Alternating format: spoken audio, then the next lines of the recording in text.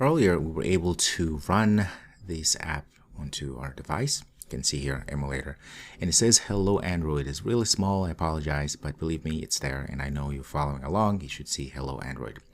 And we said that we're able to change the color of the surface. The surface is going to enclose whatever is inside of our lambda, trailing lambda there. In this case, we are calling greeting, which is, you see here, it's another composable, created passing name, and just text that says hello and pass that name. So hello Android is there.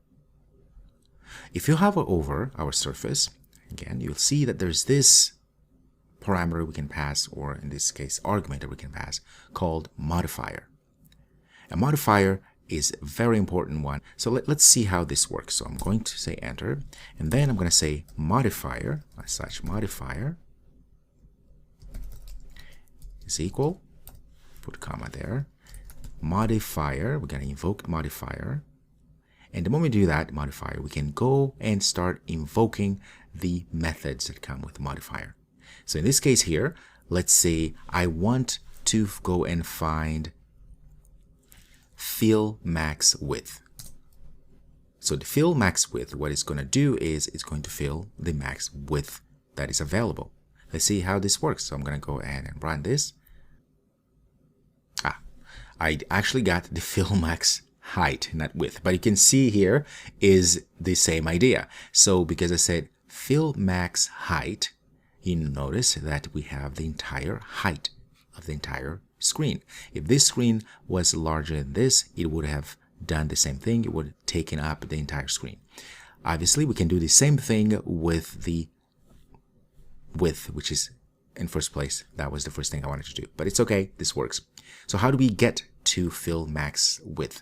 Well, because the modifier, we can chain all of these calls. I can say enter, say dot again, because we're still in our modifier, right? I'm going to say fill max height, in this case width. All right, and there we go. If I run again, voila, now you can see that our entire surface, from not having anything, it was just constrained to whatever we had, in this case a text, now is showing, now is taking up the entire space.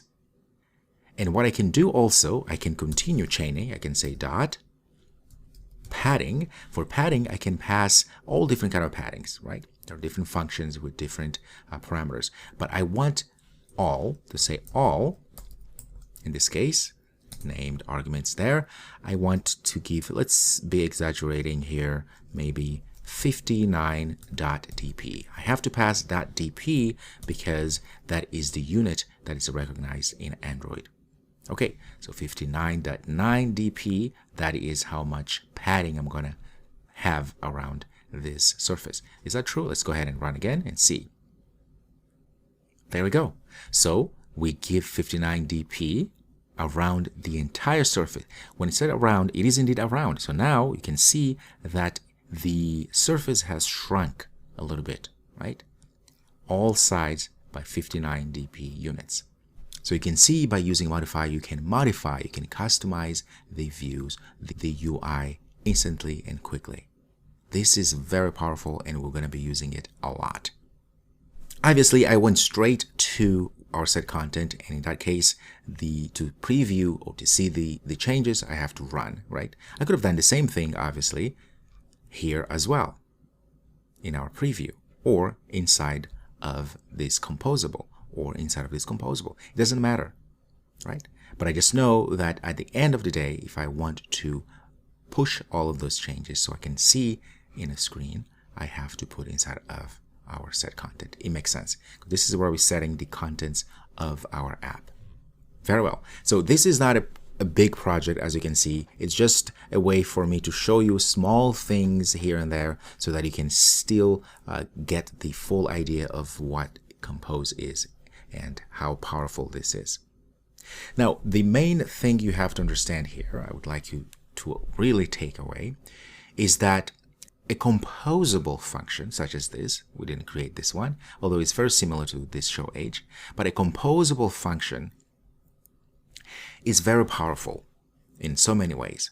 Number one, a composable function is annotated with the @composable annotation So all composable functions must have @composable.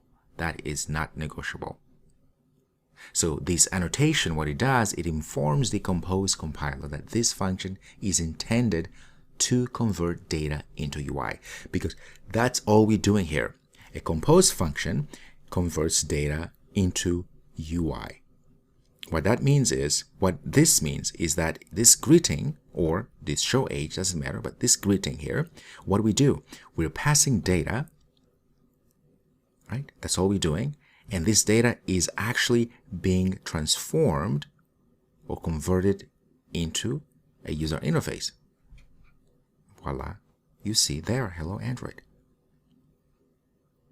That is the power of a composable function. That is the power of Jetpack Compose, ladies and gentlemen.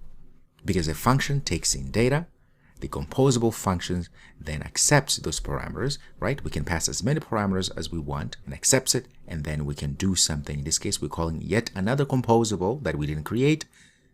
However, it's a composable. It's got a lot of parameters passed, arguments that we can pass to also set it up and transform this into an actual user interface widget. So this is the thought process, how you should start thinking about Compose. If you're coming from, for instance, Android development, the imperative way of Android development, where you have XML and then you have the Java class or Kotlin class, and then in activity you use a mechanism to get those XML UIs and then do something with it to give it logic, right? This is different. In our case here, now in Compose, we are converting data into UI. The other thing you will notice about composable functions to keep in mind is that since they emit UI, they don't have to return anything because they describe keywords here, ladies and gentlemen. They describe the desired screen state instead of constructing UI widgets. Here, we're not going through the process of constructing this text widget. What we're doing, we are describing what we want to happen. What we want to happen is a text to show hello and name that's been passed here. You notice also the naming convention. All of the composables start with uppercase letter. In any other case, if it's not a composable, you will start in Kotlin, especially in many other languages, you start a function name or a method name, as they may be called, with lowercase. That tells you something, the difference here. This is not a normal per se function. It is a composable function. It composes UI. It describes the desired screen state instead of constructing UI widgets.